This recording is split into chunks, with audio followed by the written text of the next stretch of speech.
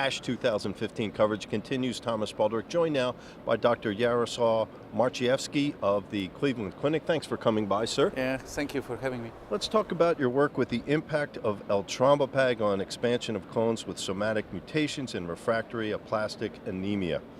What was the overall purpose of this work you did? Well, as you know, historically, the drug development in aplastic anemia has been slow.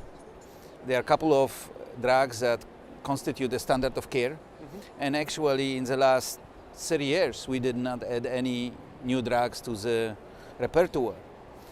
The FDA approval of Promacta, that seems to be very effective in salvage setting, and now at ASH there will be another abstract, late-breaking abstract by the group from NIH showing that even in primary setting the response rates when you add Eltrombopag to standard immunosuppression are higher.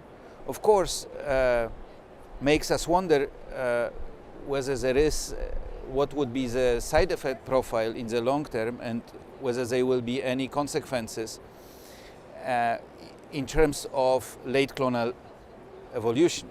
The reason this question comes up is because historically, when Neupogen was introduced, and it has been widely used in aplastic anemia, there was a suspicion raised by several case series that use of Neupogen in aplastic anemia causes, if you wish, microepidemics of monosomy 7, this bad complication of aplastic anemia.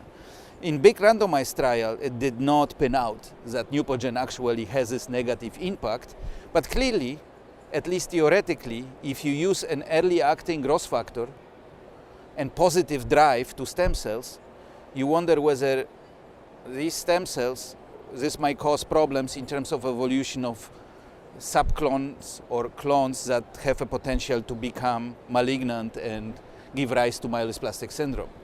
So theoretically, there is clearly a theoretical possibility that something like this might happen. So it is important to study now, particularly that Promacta is more and more wider use in patients with aplastic anemia.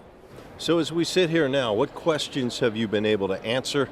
What have you found? Well, I mean, obviously, the stringent question whether or not patients treated with Promacta will have increased rate of clonal evolution has to be answered in a clinical trial. A large number of patients will be needed.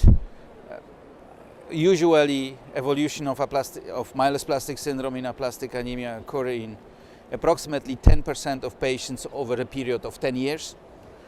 So, in order to have meaningful, significant results, we would have to have an observation period, sufficient number of cases. But the question is, of course, whether using some of the new technologies and one can design an innovative study that would help us already to get a feel whether there is something there. In our hands, we observe a patient who progressed on Promacta to a clonal disease, and then we started to wonder whether using next generation sequencing, we can monitor the presence of mutant clones, which are present, by the way, in all patients at certain rate, maybe 30 to 40% of cases, and whether when we treat these patients with Promacta, this clone will actually increase in size. Now, if they do, it does not necessarily mean that these patients ought to progress, but clearly it would further substantiate the need of more rigorous prospective trials. So how will you proceed? Well, our study shows that indeed subclonal expansion have been observed in a proportion of patients treating with Promacta. However, what we need now is a matching group of patients who were observed by comparable time interval, who were not treated with Promacta, and see in how many of them these pre-existing clones expand, and those which were not detected actually reappear just simply due to passage of time.